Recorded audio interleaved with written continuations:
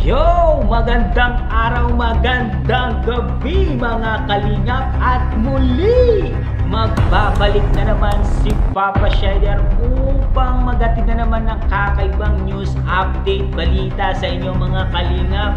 Grabe na itong mga issue na naman na ito. Hindi na natapos.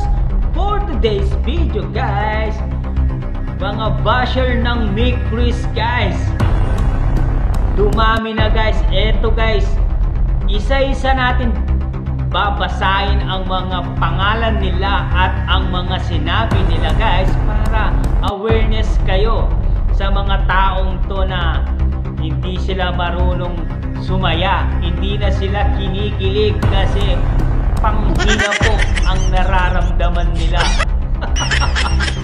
Guys, panoorin natin. At kung bago ka pa lamang sa ating YouTube channel, please like and subscribe na rin po. Pakipindot ang notification bell button para updated kayo sa mga ilalabas natin reaction video mga kalingap. At syempre, huwag kong kalimutan supportahan sila Kuya Bal Santos Matubang, Ate Edna Vlogs, Kalingap Rap, Kalingap Team, syempre ang ating mumunting YouTube channel. Huwag na natin patagalin to. Basahin na natin ang mga komento ng mga bashers ng Mick Chris. Let's go! Yun guys, eto po yung unang mga bashers ng Mick Chris. Pangalanan natin guys. Grabe na kayo ha. Sabi ni Irene Cruz, presko kasi si Mikoy. Si Coach Roy, ang atake niya pang pagod vibes. Hindi magre-react si Mikoy kung hindi tinamaan. Grabe naman tong si ate. Kung makatira kay Mikoy, parang gusto niyang ibagsak pababa si Mikoy. Guys, hindi po presko si Mikoy. Kwela lang po talaga si Mikoy. Ano lang po, masiyain lang po si Mikoy. Hindi po siya presko guys. At basahin po natin itong pangalawang basher na si Midap Vlog. Midap Vlog ba to? Imedado Vlog. Hindi ko magkano mabasa guys kasi nakalubog yung pangalan niya. Edu and Jumcar, very humble. Carla, Biancy, beautiful inside and outside. Krista at Mikoy, masyadong paepal kay Kalingap Rap. Observation ko lang po. Viewers po ako simula kay Lolo Damiana. Eto, paliwanagan kita kung sino ka man, madam. Sina Mikoy po at Krista ay sumusunod lang po sa direktor. Tandaan mo yan. Sumusunod lang po sa direktor. Entertainment po. Kung naiintindihan mo po yung entertainment, pampasaya sa vlog, pampasaya sa mga tao para merong kang panoorin. Hindi lang na para ibas mo sila. Kung walang sinabi yung director, hindi po sila susunod. Naiintindihan mo ba, madam? Kung hindi mo naiintindihan, ipapaliwanag ko sa'yo. Ang vlogging, may along ano yan. May personal vlog, may entertainment vlog. Guys, ito po. Masyado ka naman insecure sa mga Mick Chris, no? Kung supporter ka ng Kalingap, dapat huwag kang magsalita ng mga bad words. Alam ko hindi ka supporter ng Kalingap, bashers ka. Eto naman, they don't get lucky. sabi ni hotdog ko. Tingnan mo naman guys, pangalan pa lang napakabastos na. Hotdog mo na, gusto niya pang i-hotdog niya. Anong klaseng pangalan yan? Ang takaw-takaw mo ng hotdog.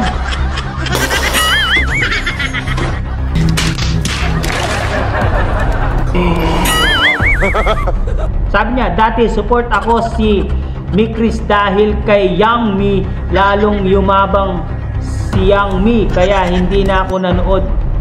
O anong pakialam namin kung hindi ka manonood? Hotdog mo. Ang daming hotdog na gusto mo kunin mo lahat ng mga hotdog. Grabe ka naman. Sabi naman ni Mohamed, pangalan pa lang talagang nakaka-insecure na talaga. Mohamed, nang dahil sa bagong love team, nagkakagulo na mga mayabang kasi yung dalawa. Grabe naman to. Hoy, matandang mulyanin na amoy lupa na mukhang galigo. Kapal ng mukha mo. Hindi po mayabang sina Mikoy at Krista. Magaling po sila, magaling. Magaling po silang umacting, magaling po silang mag-entertainment.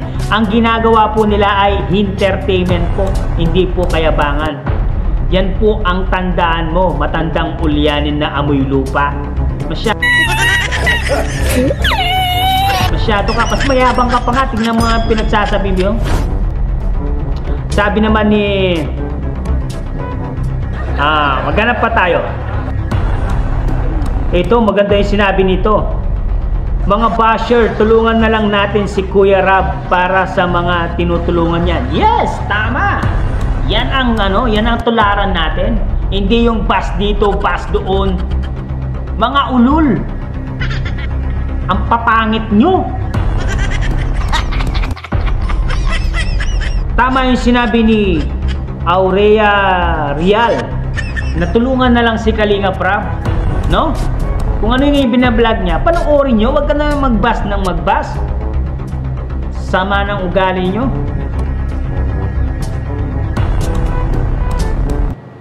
Ito naman yung isa, si Alisor K1K1.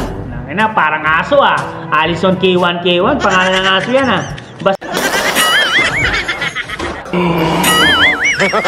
Basta kami, Focus Joy Diwata.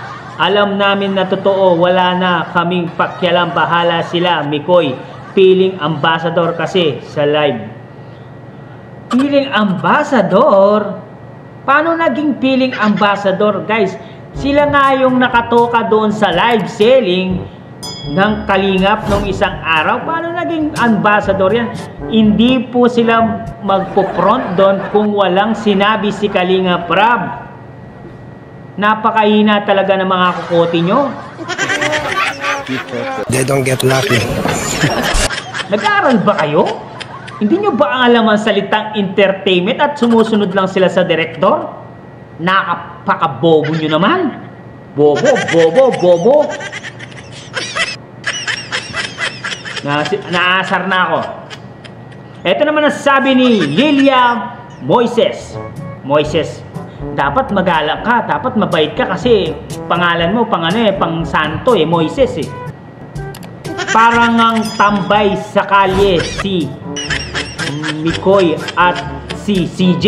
Walang mapupulot na aral doon. Parehas mayabang. Oh, tingnan mo tong matanda na kulubot na amoy galiguna to. Wala daw mapupulot na aral sa kanila. Mayabang daw. Mas mukha ka pang mayabang sa kanila Tingnan mo nga yung itsura mo. Nakasalamin ka pa. Tapos, mukha ka pang 79 years old, 0.99%.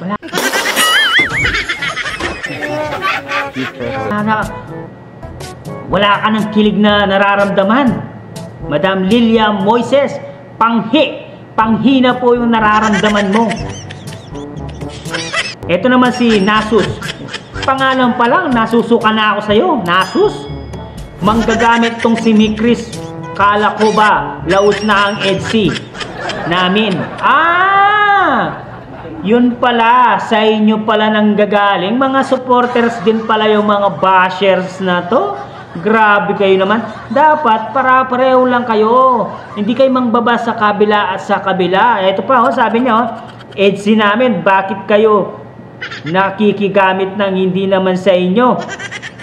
O bobo, kayong mayabang. Tingnan nyo, mayabang daw. Grabe naman to. Hindi po mayabang yung Mikris. Kung suporta po nyo, dapat lahat po ng binablog ni Kalinga Prab, sinusuportaan nyo. Talaga solid Kalingap kayo. Nasusuka na ako sa'yo, sus. Grabe ka. Ito naman ang sinabi ni Poki ko. Putang ina naman. Sorry, namumuro.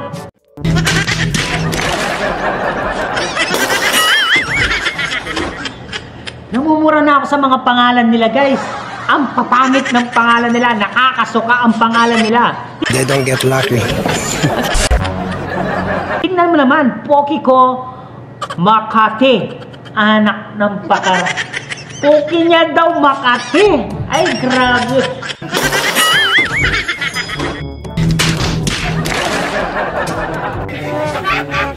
Nakikita ko to sa live ni Kalingap Mikoy, si Pokiko Makati. Talagang Makati ang Pokiki mo. Grabe ka. Pangit talaga umarte ni Mikoy. Ang puta. Puta nang nagmura pa yung matandang ulyanin na amoy galiguna to. GGS. Ang puta. Ay, huwag ka magsalita ng GGS. Ay, mukha ka pa na nga GGS sa kanya. Ang pangit mo. Tingnan mo yan mukha mo. Tinatakpan mo kasi meron kang malaking pasas dito sa ilong. Ang pangit-pangit mo. Poki mo. Makati. Ang kati-kati mo. Ito pa tong pangit na ugali na to. Si ID Gaanan. OA panoorin, arte-arte. Dati si Carla Bianci, hindi ganyan, mabait, hindi maingay. Hindi ganyan sa love team nila, marespeto sila, mahingay, suplada. Ang dating parang tagal na sa Kalingap. Yung batch 1 na K-Angels, mga mabait, mapagmahal sa K-Boys. Guys, kaya nga sila nag-iingay kasi magaling nga sila. Magaling silang mag-entertainment ng tao, magaling silang umarte, magaling silang gumawa ng vlog. Huwag nyo kasing ikumpara yung mga tao sa sinusuportaan nyo, mga angels. Hindi, huwag nyo pagkumparain kasi meron silang kanya-kanyang mga talento. Bobo ka ba, ID Gaanan? Ang bobo mo. Di ka ba nag-iisip? Bakit? Para-pareho ba yung talento ng mga babae? Minsan may maganda, ganda lang. Minsan may pangit pero matalino. Minsan hindi gaano maganda pero talentado. Yan po ang sinasabi ko, hindi po para-pareho ang mga K-Angels. May magaling, may hindi, may magaling. At meron din na hindi kagandaan pero napaka-talented. Huwag ka magsalita ng ganyan. Ang pangit mong magsalita. Puro kayo pamumuna, puro kayo pambaba sa Kalingap, puro kayo pambaba sa Mikris. Dapat magsuportahan na lang kayo eh. Paano pa nangyari yung paano hindi nyo makikita yung one Kalingap, one family? Sana, asan na yun? Mga bashers kayo, hindi nyo pa alam ang salitang entertainment. Ang entertainment ay pampasaya ng tao. Ha? Tandaan nyo yan ha? Nanggigigil ako sa inyo. Hindi nyo alam yung entertainment, pampasaya. Nabubobo na ako sa inyo. Akala ko matalino kayo. Huwag nyo akong inisin ha. Ang papangit nyo. Mga bashers kayo, ang papangit nyo. Sige, basher, gusto nyo ng basher? Ako, marunong ako, magaling ako mag-bash, magaling ako magmura. Basher ba gusto nyo? Mga basher na may Chris, labas kayo, basher nyo ako. Pagsasako kayo isa-isa, pagkukutusin ko yung mga ulo nyo, gusto kong magmura gusto kong magmura sa inyo kaso pinipigilan ko.